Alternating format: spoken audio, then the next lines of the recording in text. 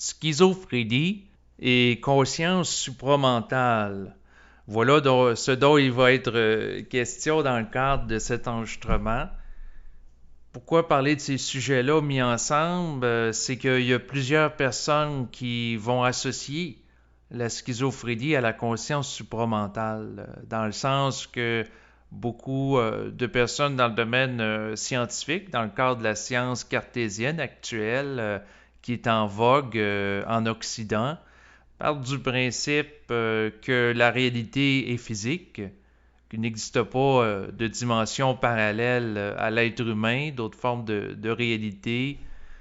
et d'entités de nature invisible, ce qui fait en sorte que si une personne dit qu'elle a entré en contact avec une entité qui lui parle dans la tête,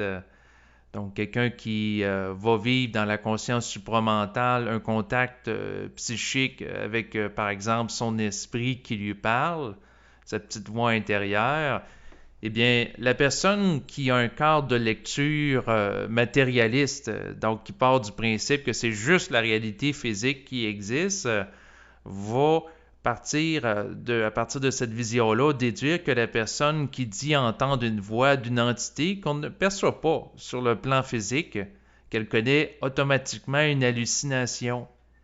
Donc, à ce moment-là, on va lui mettre l'étiquette, entre autres, de schizophrène, dans le sens que si elle dit entendre une voix qu'on ne peut pas percevoir sur le plan physique, eh bien, on va lui mettre cette étiquette-là. Et la problématique liée à ça, c'est que les scientifiques matérialistes nient une dimension importante de la réalité de l'être humain, c'est cette dimension psychique et le fait que l'être humain est un être multidimensionnel. Donc, en se limitant à la perception de la réalité sur le plan physique et en tenant pas compte de la possibilité qu'il existe des entités sur d'autres dimensions, eh bien, au lieu d'évaluer qu'il pourrait être possible que la personne discute avec un être dans sa psyché, eh bien, on part du principe que non, c'est impossible, puis elle hallucine. Et ça, c'est une limite de la science matérialiste actuelle qui devra éventuellement être éliminée pour que la science touche l'intégralité de l'être humain dans sa multidimensionnalité. C'est-à-dire à partir du principe que l'être humain évolue sur le plan physique, mais également sur d'autres plans de réalité. Et éventuellement, le changement va se faire avec le développement de sciences, d'une science complète de l'être qui devra être fait et d'accepter la réalité qui peut exister des entités. Parce que, après tout, au fil des décennies, vous avez des milliers de témoignages de gens qui disent avoir vécu des contacts avec des êtres décédés, donc des médiums, des gens qui disent avoir été contactés aussi par les extraterrestres. Donc, ça se peut que, bien entendu, parmi ces gens-là, il y en a une certaine partie qui disent des mensonges, mais il ne faut pas partir du principe que c'est nécessairement tous des menteurs. Donc, à ce moment-là, il faut s'ouvrir que peut-être c'est possible qu'il existe des entités dans l'invisible et qu'il y ait des contacts psychiques qui s'établissent entre des êtres humains et ces entités-là, et qu'à ce moment-là, si c'est des entités qui sont réelles, eh bien, il faut arrêter de mettre à ces gens-là l'étiquette comme de quoi qu'ils ont un problème de santé mentale, c'est-à-dire qu'ils sont nécessairement atteints de schizophrénie, parce que c'était pas réel. Donc, si les gens ont vraiment un contact avec des entités, puis éventuellement, même le psychiatre ou le psychologue peut parler avec ces entités-là, s'il vit un contact psychique avec ces réalités-là, parce qu'il vit un processus d'ouverture de la conscience, et il vit une fusion avec son esprit, mais à ce moment-là, les choses vont changer parce que, au lieu de nier l'existence de cette réalité-là, on va en tenir compte et ça va être moins aliénant pour la personne. Parce que là, présentement, si une personne dit à un professionnel du domaine de la santé en Occident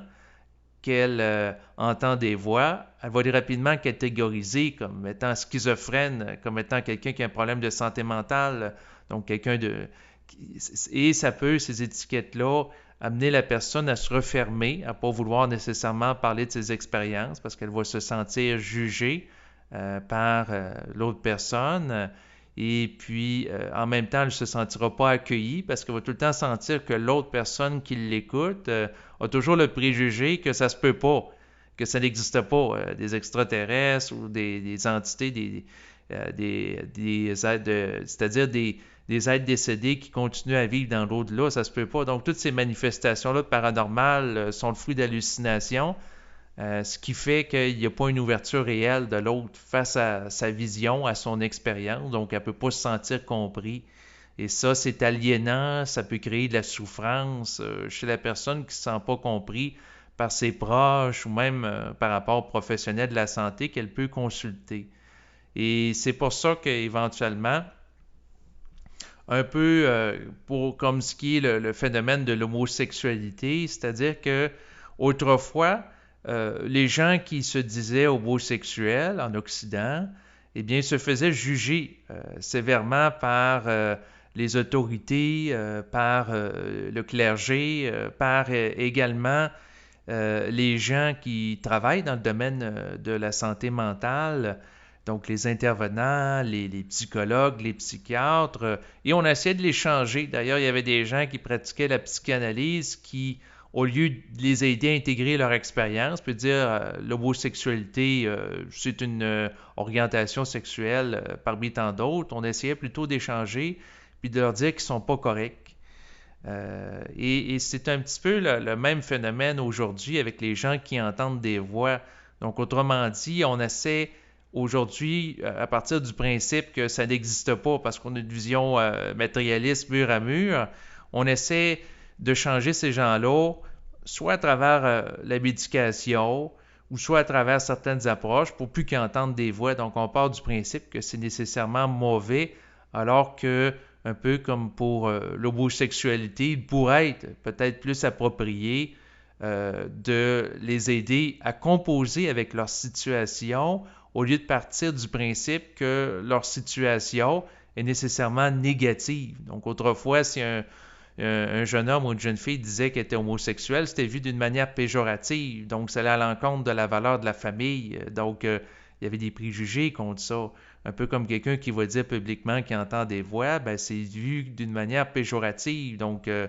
il y a des gens qui vont dire, ah, il faut que cette personne-là soit médicamentée. Elle dit qu'elle entend des voix, c'est dangereux, c'est du délire, c'est des hallucinations. Alors que, oui, dans certains cas, il y a des gens qui entendent des voix et c'est dangereux. Et c'est tout à fait vrai qu'ils doivent être médicamentés parce que si les voix prennent trop de place et à ce moment-là, amènent ces individus à perdre contact avec la réalité physique. Donc, au lieu d'avoir une intégration de la réalité psychique et de la réalité physique d'une manière synthétique, c'est une perte de contact avec la réalité physique. Si ces gens-là mettent leur vie en danger ou celle des autres, oui, tout à fait, il doit y avoir médication. Et à quelque part, si les gens ne sont pas capables de gérer intelligemment leur canal psychique qui s'est ouvert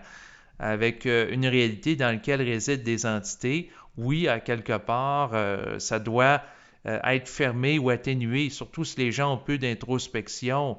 et perdent régulièrement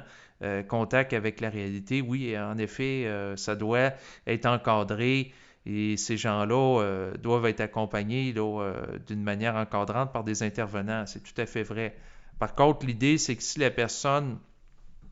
est capable de fonctionner en société, et elle entend des voix. Donc, quand que je dis fonctionner en société, c'est la personne, par exemple, qui est capable de faire son épicerie par elle-même, de gérer son budget, de suivre des formations, d'être capable d'étudier, réussir des cours, être capable par la suite d'administrer ses finances, gérer son budget, mettre de l'ordre dans son logement. C'est capable de fonctionner en société. Qu'elle n'a pas de problématique de violence, pas de problématique de consommation de drogue. À ce moment-là, qu'elle entende des voix, c'est pas nécessairement un problème en soi si elle est capable de gérer les idées qui proviennent de ces voix-là. Donc, d'encadrer ça par elle-même pour pas qu'il y ait de débordements négatifs. Donc, à ce moment-là, si, de mon point de vue, si la personne est capable de gérer sa vie, puis d'être fonctionnelle en société tout en entendant des voix, eh bien, elle n'a pas de problème de santé mentale parce qu'elle est fonctionnelle en société.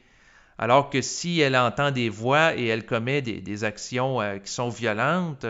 et elle met sa vie ou celle des autres en danger, oui, à ce moment-là, c'est un problème de santé mentale parce que elle fait des actions répréhensibles. Alors voilà la nuance qui doit être faite entre les deux, alors que depuis le passé, les professionnels de la santé mentale ont toujours mis dans la même catégorie les gens qui entendent des voix, c'est-à-dire que la minute que quelqu'un dit entendre des voix,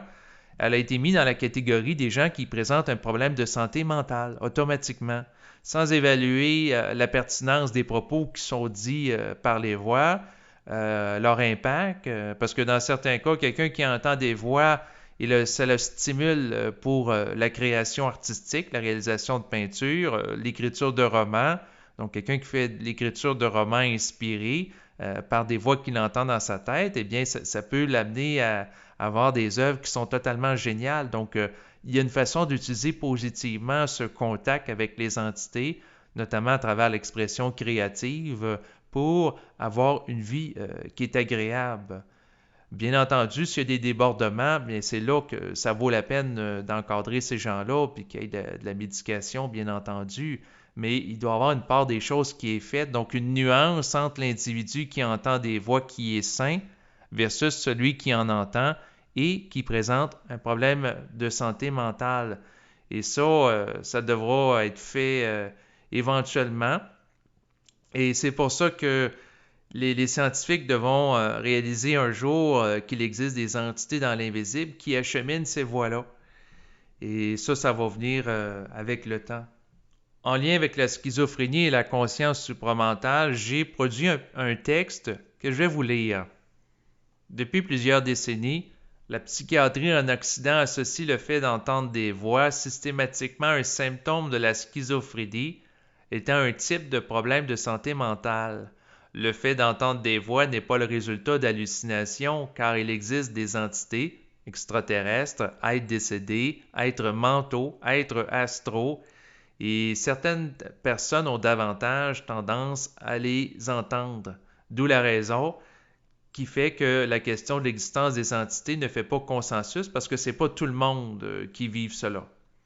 La science devra reconnaître éventuellement leur existence de manière officielle et modifier en conséquence sa vision des problèmes de santé mentale. Comme la plupart des gens géraient mal cette communication intérieure qui s'effectuait avec des entités des plans astraux immatures, entre autres, eh bien, cette dernière amenait des comportements dysfonctionnels chez la plupart de ces gens sous leur influence, ce qui justifiait la pertinence de faire une telle association. Par contre, comme à l'époque actuelle, il y a de plus en plus de gens qui vivent la prise de contact avec des entités du plan mental, qui est un autre niveau que celui astral, où réside leur esprit propre et de nature mature, avec discernement, eh bien, ils sont davantage en mesure de gérer cette communication intérieure efficacement. Donc, nous ne pouvons plus considérer les gens qui entendent des voix comme étant nécessairement des victimes d'un problème de santé mentale, car il y en a qui sont fonctionnels en société. Ainsi, la distinction entre une personne qui entend des voix qui a un problème de santé mentale et une autre qui est saine tout en les entendant est liée à la capacité d'être libre des manipulations que peuvent tenter les entités qui les génèrent, parce que ces entités-là peuvent amener certaines paroles ou certaines actions chez l'individu qui est l'entendeur de voix. Donc le problème de santé mentale qui rend dysfonctionnel n'est pas en soi d'entendre des voix, mais c'est plutôt le fait de se laisser manipuler par elles, en n'évaluant pas de manière critique les idées qu'elles acheminent. Le danger réside dans le fait que des gens peuvent entendre des voix qui vont leur suggérer de poser des actions qui vont mettre leur vie et celle des autres en danger. Comme ils vont penser que ces idées viennent d'eux, ils peuvent agir spontanément en fonction de ces dernières et commettre des crimes. Éventuellement, les gens qui entendent des voix ne devront plus être automatiquement étiquetés comme présentant un problème de santé mentale. C'est seulement ceux qui ne sont pas capables de fonctionner en société qui présentent en fait un problème de santé mentale. Donc le problème de santé mentale sera défini en fonction des comportements de l'individu et non pas du simple fait d'entendre des voix.